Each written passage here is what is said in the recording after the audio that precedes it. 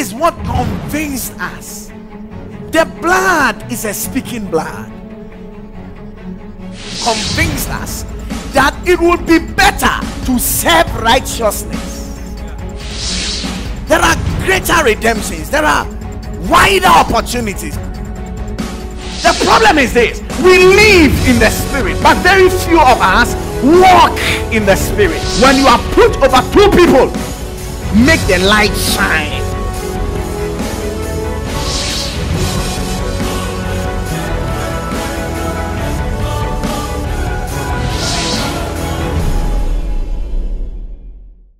Doleful creatures, they are lonely spirits. And the other thing about them also is that they are saddened spirits. They operate suddenly. Alas, you can just go back and check the word doleful. They are creatures or spirits that happen suddenly. They just show up suddenly. Go into the roots and you would get it. They are also the spirits that cause depression. When they take a person over, they make the person lonely. They make the person... oh, Jesus. Let's stop it. The next one. We go back to Isaiah 13, 21 to 22. I read it from King and BBE. Isaiah 13, 21 to 22. The beast of the desert. But the beast of the wasteland will have their holes there. Their houses will be full of crying jackals, and ostriches will have their place there, and evil spirits will be dancing there. And wolves will be answering one another in their towers, and jackals in their houses of pleasure. Her time is near, and her days of power will quickly be ended. Her time is near, and her days of power will quickly be ended. How do desert spirits operate? They are the ones that cause all the premature death. Marine spirits don't operate like that. Desert spirits, premature death, sudden attacks. You are dealing with a desert spirit.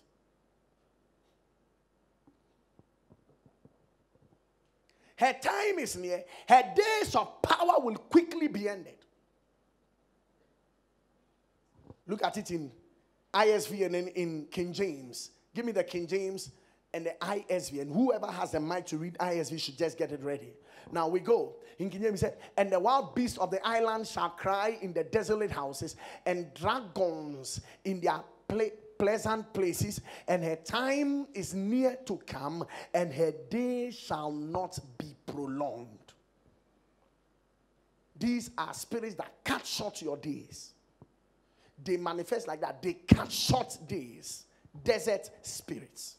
But desert beasts will lie down there. Desert beasts will lie down there. And their houses will be full of howling creatures. And there owls will dwell. Owls will dwell there. And goat demons will dance there. And goat demons will dance there. Hyenas will howl in its strongholds. And jackals will make their dens in its citadel. And what will happen? Its time to close.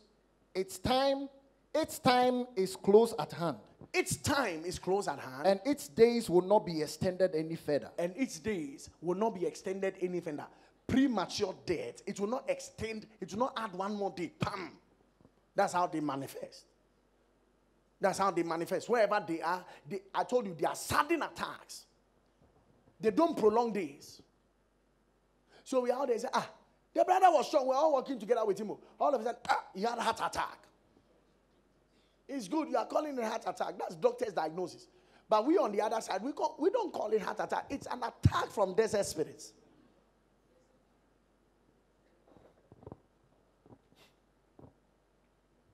Premature death.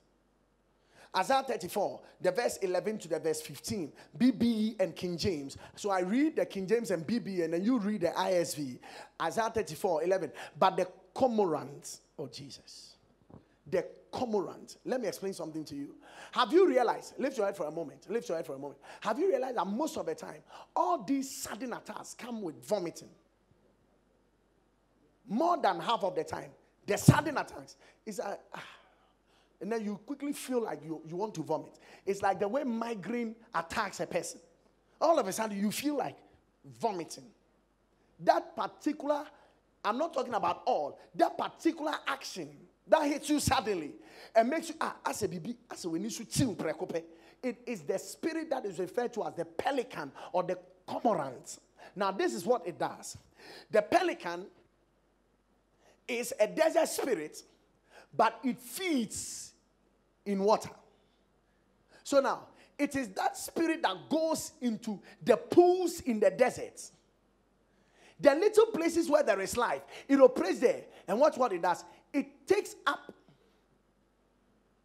those water creatures with its shells. It will swallow it. Now watch this. When it swallows it, within the pelican is a hot liquid. Now that hot liquid cooks the creature in its shell, and when it is dead, then it vomits it. Well, after it has vomited it, then now it picks the fish out of the shell and now begins to eat it. Are you ready to hear this? But the cormorant, that spirit that works by vomiting, it cooks you and vomits you. And it will not only manifest with vomiting, after the vomiting, then now it begins to eat the person up. The next thing that happens in this place of desert spirit is another spirit that is referred to as the beaten spirit or the porcupine. The Bible said, but the cormorant and the beaten shall possess it. The owl, a yellow floor, and the raven, that dirty bird, shall dwell in it. The owl, I know everybody knows owl. In the guy is referred to as a yellow floor. And he shall stretch out upon it the line of confusion. Desert spirits. What they do is that they cause confusion. Now, why did I say Ashanti is under this one of these desert spirits? Now, Ashanti, its symbol is the porcupine. Ukuma pima apembeba. Now, what actually happens with the beaten is that the beaten is also referred to as the shrinking spirit. When it comes into your bands, it shrinks you. You are always dry. Remember that the number one activity of the desert spirits is to make you dry. Is to make you dry. Is to make you dry. Is to make you barren. Is to make you unfruitful. Its essence is to eat up and to sap the energy of your life. That is how it operates. The porcupine spirit. That spirit shrinks you up. And you know what? When it begins to shrink, then number two, watch this, watch this, watch this. Then it begins to release its evil arrows at the same time. It is in its shrinking that it now casts its arrows. So now, when it possesses a person, when that spirit is within a person, you will realize that most of these desert spirits, they don't make their careers prosperous. Which fetish priest did you see was very rich? It's a shrinking spirit, and it also releases arrows. And the Bible said its number one manifestation is to cause confusion. And then, number two, it also ensures that there are stones of emptiness. Let me explain this thing quickly. Now, when the word of God speaks of the line of confusion and the stone of emptiness, he's speaking of the line and the plumb. If you see a mason putting up blocks, what they do is that they tie the first block at the end with the last block at the end so that they can now lay the blocks in between them. Now, from the first block at the end to the last block at the end, you now tie a rope, which is referred to as the line. Then with that line, you now begin to place each stone to fill up the first stone and then the last stone. Now, what happens is this. When you have the line, and you are now going to fill up the stones, the Bible said, and they'll now become stones of emptiness. So you realize that, the taria na to, the sha, the taria na why, the sha, it doesn't fit. It is because of these desert spirits. They will never allow you to have the line and the plumb. So you realize that you have the horizontal line, but you can never go vertically. They would ensure that the line is a line of confusion. It is not a line that is in order. So at whatever stage, when they come into your life, they bring confusion. When they enter into a marriage, they bring confusion. And at the end of the day, that house cannot be built. And they ensure that it becomes a place of the stone of emptiness. the Cumorite, the beaten. What is righteousness? What is iniquity and how does God handle it? Does doing good make one righteous? What makes one righteous? What does God have to say on judgment and righteousness? These and many more are the nagging questions on the heart of every man that are answered in this new faith revolutionizing book, Decrypting Righteousness, God's Canon for Man. In this classic expose, the man of God, Pastor Obed, brings with clarity and deep insights the whole counsel of God on the subject of righteousness as presented by the scriptures. In this book, you will come to a complete understanding of God's canon of righteousness and His plan and purpose for all His creation, both in this age and in the ages to come. Grab your copy now from the CCI bookshops in Accra and Kumasi, or contact our international headquarters. You can also place an order on www.christcosmopolitan.org. Shalom. I'd like for us to also read Judges chapter 8, verse 7. Isaiah chapter 5, verse 6. Isaiah 7:23. Judges 8, verse 7. And Gideon said, therefore, when the Lord had delivered Zebah and Zalmunna into my hand, then I would tear your flesh with the thorns of the wilderness and with briars. Always remember, when we speak of thorns and briars, we are referring to the wilderness. Now, watch something. The Bible said, and I'd like for you to just understand how Lilith operates. The Bible said when God came to Adam and Eve, He threw them out and He said the land will yield thistles and thorns. He put them out of the place where it was flourishing, and He placed them in the land that was full of deserts, in the land where there was a wilderness. He said, now your land, your earth will not be as prosperous as this Edenic state. It will now yield unto you thorns and thistles. What was He saying? It was a brand of desert manifestation.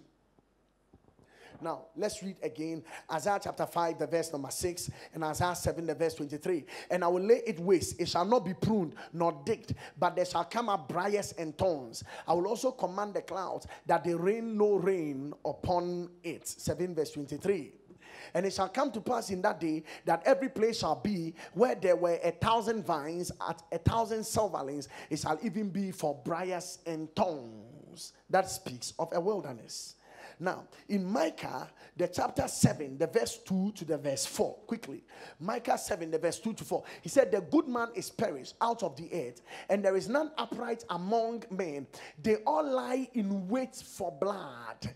They hunt every man his brother with a net, that they may do evil with both hands earnestly. The prince asketh, and the judge asketh for a reward. And the great man, he uttereth his mischievous desires, so they wrap it up. How come? What is he trying to say in Micah chapter 7, the verse 2 to the verse 4? He said, the best of them is as a briar. The most upright is sharper than a thorn hedge. The day of thy watchmen and thy visitation cometh. Now shall be their perplexity. Now, this is a manifestation of, go back to Micah chapter 2. Micah chapter 7, verse 2. Micah said, he said, the good man is perished out of the earth. When good men perish out of the earth, what does the earth become? It becomes a place of deserts. And there is none upright among them. They all lie in wait for blood. They hunt every man his brother with a net. Verse 4. Verse 4. The best of them, the good man is out. The best of them is a briar.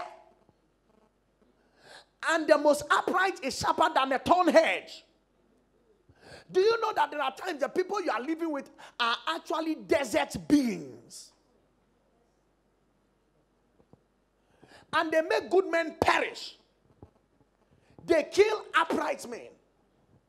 Their manifestation is said that the day of the watchman and thy visitation cometh, now shall be their perplexity. Look at verse 3, how they act. That they may do evil with both hands earnestly. The prince asketh, and the judge asketh for a reward, and the great man, he uttereth his mischievous desire, so they wrap it up. They come together. And how did they come together? Acts 23, the verse 13 to the verse 24.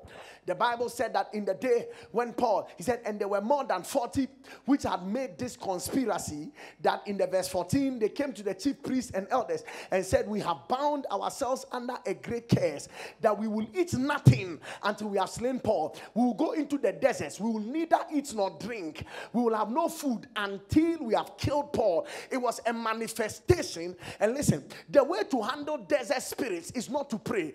When you have to handle desert spirits, the Bible said, Jesus said, this kind, it goeth not out unless you have the manifestation like them, where you begin to swallow them like Moses' rod became a snake and swallowed up the snakes of the desert. You will now have to switch, because their way is through fasting. And until you enter into fastings, you don't break off from desert spirits. Desert spirits are handled not just by praying. So that some of you are walking about saying that, oh, the bridegroom is with us, so we will not need to fast. You don't deal with desert spirits according to the knowledge, or according to the knowledge of the present circumstances of your realization that the bridegroom is with you. People of God, you are dealing with a spirit that is fasting to kill you, and you must also as a person fast. Now watch this. When Moses went into the house of Pharaoh, the greatest power that was going to manifest was a snake. So now David said, snake to snake, fasting to fasting. Fasting to fasting, we will fast. That power is a snake. Now, watch this. When Moses placed his rod down, it turned to a snake. It turned to a snake. I can't hear. I say it turns to a snake. I'm going somewhere. I say it turns to a snake. I say I'm going somewhere. It turns to a snake. I'm going somewhere. I say it turns to a snake. What happened? Then, that of Pharaoh also turned to a snake. See this. And then instantly, that of Moses swallowed up all the serpents of Pharaoh. How are we able to know that the spirit of Pharaoh is a desert spirit? Because snakes and scorpions belong to the desert. Now, what Jesus said? Jesus said, this kind. What was this kind? Because prior to Jesus saying this kind, the man came to Jesus and said, this my son, when he sees water, then he manifests. Yeah. It doesn't like water. It is comfortable when the place is dry. So when he sees water, then it will manifest. Then Jesus watching, he said, this is a desert spirit. Unless you fast, you can't handle it. But what's something? They had just stepped out and had met spirits and they had conquered. The Bible said they came back with testimonies that all the spirits are subject to us in your name. And if you read down there, Jesus said, all power in heaven, listen, and on earth has been given unto you to tread on snakes and scorpions. Nothing shall by any means hurt you. They came with that report. Then down there, they now started to ask Jesus, why couldn't we handle this spirit? Jesus said, there are kinds. The ones you were handling were the lower ones, as powerful as you saw them. But this one, epilepsy, no, it's a desert spirit. Is it not the reason why when we handle epileptics and they come into our meetings, there are moments when we see, I tell them, don't let him touch the ground. I may not have to go into all of these details. And then there are ones that are also sparked by lightning. There are ones that are also sparked by water. So now, the one that is sparked by lightning is a Osurakan. So he said, and also when he sees fire, then he will manifest. When he sees water, then it will manifest. Desert spirit. Probably I'm speaking to somebody who is having in his bloodline a certain issue and a certain lineage of madness or of epilepsy. And you know what the person is doing? The person is praying the usual prayers without fasting. You wouldn't be able to handle it. It takes you to go into fasting sometimes 40 days and nights to say that me, I have seen this in my bloodline and it must end with me. And I'm breaking this pattern. It must not continue. I am going into serious fastings that if it is dry, I would also use dry to prevail over it.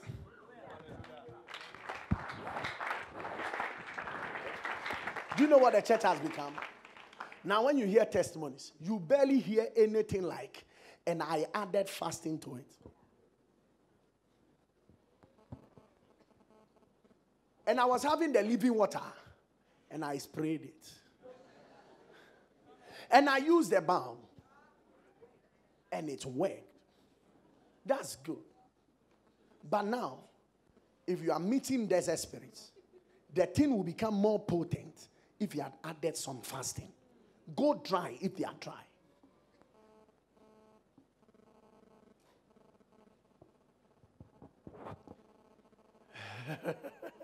Let me tell you something. Let me tell you sincerely. If you are here, you're a man of God, and you want to flow in the dimension of power where you begin to handle fetish spirits and you don't fast, now lie, you can't. You are a joke. You can't. You are only imagining. You never get there. You would be one of the sons of Sceva soon.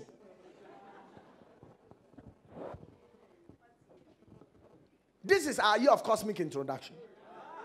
Anything I must do for a proper introduction, I will do it. If it demands fasting, I will fast. If it demands fasting, I will fast. Howbeit, this kind that hates water and fire, it doesn't go out except by fasting, prayer, and fasting. This kind goeth not out, but by prayer and fasting. I know somebody is trying to give me another interpretation to this scripture. Be there. Have your interpretation. I know about subtle unbelief, but I'm also telling you this one. I know about how to handle subtle unbelief with fasting and prayer, but I'm also telling you this one. There is what is called double emphasis and double interpretation. He said, how be this kind? This particular epileptic spirit, unless you fast. This is a desert spirit. Do you know why you are looking at desert spirits? All desert spirits, what they like is for people to see. Until you realize that, especially for epilepsy and madness, especially for epilepsy, abra nipa be brain itiano. Sa time na obe Jimmy no. Oh, and then I said, you are not here. Abra nipa be brain itiano. Afi no obe Jimmy no. Obe gu anima se kwa. Because that is where you begin to call for people to come and dance. Come and let's dance. But this kind goeth not out except by prayer and fasting. Is it not the reason why when people come and we have to take them through issues of spirits, you as a man of God, as a so fasting man, fasting man, sister, who bet me 14 days? Who cares now? They buy a desert spirit. Until just a day, I come to the count 14 days. Who bet to me? I say, hey, 14. Mean to me, to me, and then internet. The church has not become funny again. How do desert spirits operate? Another manifestation by which they operate, I've shown you various, I've shown you the cormorant, I've shown you the porcupine, the beetle, the pelican, I've shown you the owl, I've shown you the goat demon, I've shown you the jackal, I have shown you various kinds of spirits, the hyena, the dragon, the scorpion, the serpents. I've shown you all of these spirits. I've shown you the raven. I've shown you even the foxes. The Bible says that foxes have holes, birds have nests, but the Son of Man has nowhere to lay his head. The Bible says that take out the little foxes before they spoil the vine. The word of God also speaks concerning the foxes. And you know what? Jesus Christ, looking at a king just 3 days to his day, he said, go and tell that fox. He was actually diagnosing the spirit behind the throne. Go and tell that fox that I perform miracles today and tomorrow, and the third day I shall be glorified. He was dealing with a desert spirit that was behind the throne, the power of the throne. You could look at it in Ezekiel 13:4, Mark 8, verse 20, Luke 13, verse 32. And now the fox spirit is also called a cunning spirit, a sly spirit. You realize that when you are dealing with some people, sometimes even in church, sometimes at your workplace, you have to be very careful. They are sly. They play sides. When they meet you, is one thing they will say. When they meet this one, is one thing they will say. They are actually possessed with a desert spirit. They are called the sly beings. Cunning beings. They find their way about things. Mark 8 verse 20. Ezekiel 13 verse 4. Lamentations 5 verse 18. Songs chapter 2 verse 15. The fox spirit of the desert.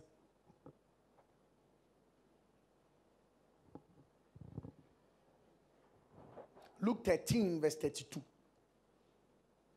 Ezekiel 13 verse 4.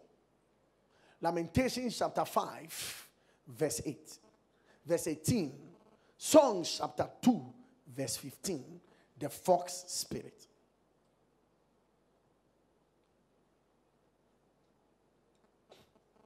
Now the last one. Then I'll go into a few other things. Now, the desert spirits, how do they operate? They operate by putting you in the desert situation, and they are the spirits that manifest as promise and fail. They are the spirits that manifest as almost there. This is what we are dealing with. That's how come most of the time, if you are dealing with spirit of promise and fail, you may have to add fasting. You say, must we always fast because somebody promised? If somebody promises something, it's always delivered. It's okay. But if people keep promising you, and they are not delivering, you are in a desert situation, and it demands that you fast. Today, new life preachers don't want to fast. But the church before knew how to fast. Averagely, if you met a believer who had been a Christian for 3 years, they surely must have fasted one time or the other for 30 days. But not today's people. You have been a Christian for all this while. You have never even tried 21 days fasting alone because of an issue. You are waiting for church fasting before you fast. How shameful. Isaiah 35, the verse 7. The desert spirit, they operate by a principle that is referred to as the mirage or the parched land. The Bible said, and the parched ground shall become a pool. Look at it in the Amplified. Isaiah 35, the verse 7. And the burning sand and the mirage shall become a pool. Do you know how a mirage operates? It is promise and fail. So now, look at the mirage. I am promised that where I am getting to, I will find water. By the time I get there, it has failed. Then it goes forward. It's a desert spirit. You are actually in a desert situation. You want water. You want a miracle. The person actually shows it to you. Oh, the money is ready. He even takes a snapshot and sends it to you. I'm just about sending it to you by mobile money. Then you see that you have seen it on WhatsApp. 3 days, the money has not arrived. You call me like, I forgot. Desert spirit. Promise and fail. Listen. Promise and fail. Desert spirit. This kind doesn't go except by prayer and fasting.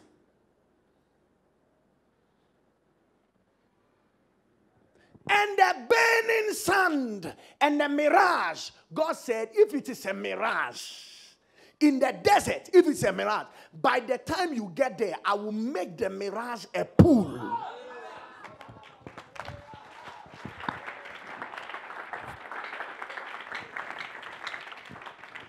What is not there will manifest. And the thirsty ground, springs of water. Then watch the creators. He said, in the haunts of jackals, where they lay resting, shall be grass with reeds and rushes. And what jackals hate is grass and reeds. As soon as they see grass, they will move. Desert spirits. you will need to fast. You must go into prayers and fasting. Let everybody say, oh, my sister, you are beginning to lose flesh. You are fasting too much.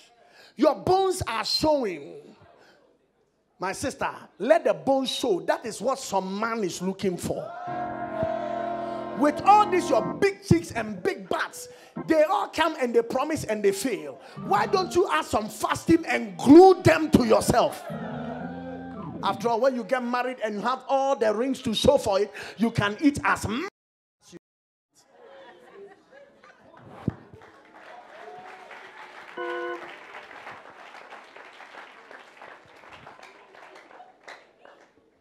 Look at what happened.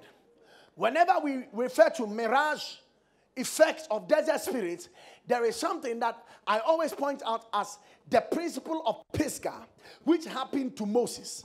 Now, in the days of the Israelites, the highest elevated place along the parts of Arabia all the way to Asia, cutting across from the parts of Arabia all the way to the continent of Asia, there was this spot that was referred to as the spot of Pisgah. And at this elevated place, what's something? It was the same place Balaam went to stand to look at the nation of Israel and to predict what can make them.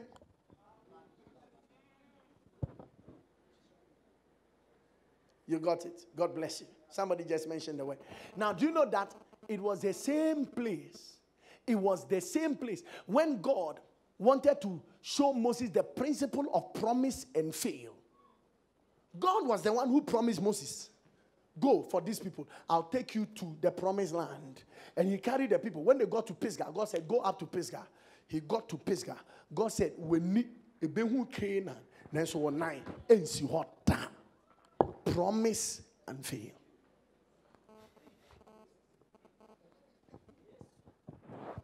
Numbers 23, verse 1 and verse 14.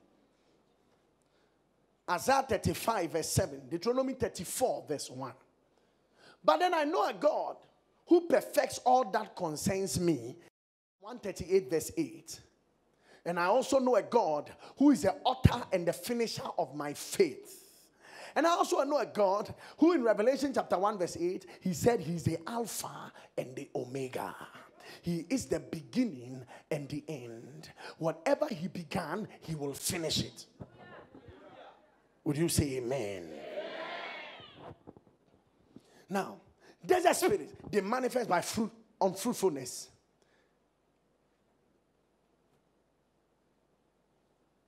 They manifest by a hard life. Every day when they ask you how are things are hard. Things are hard. You are only confessing that these are the spirits playing around you. These also manifest by preventing you from having an overflow. These also manifest something. They never make your paths straight. Watch me. They never make your paths straight. The Bible said this is the voice of one crying in the wilderness. And his demand is that make the path straight. Because in the wilderness, the path can never be straight. In the desert, we don't have straight paths. If you have ever gone through the desert, you realize that even when you are driving through the desert, you can never drive straight. But the issue is this: make the path straight. If you find yourself in a wilderness situation, make the path straight. It is the voice of one crying in the wilderness. Make the path straight. You received a scholarship that you were prophesied to, that you are going to travel next year. Strangely, the scholarship came.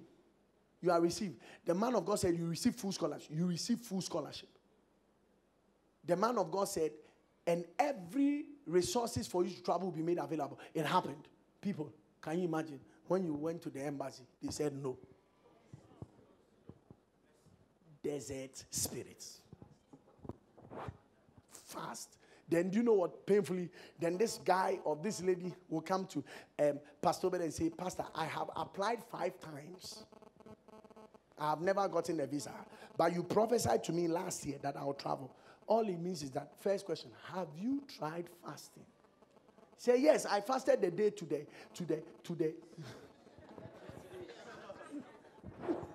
You fasted the day to what? The day to go for the visa. That was when you fasted. You don't even know what you are saying. See how funny it is. Somebody say amen.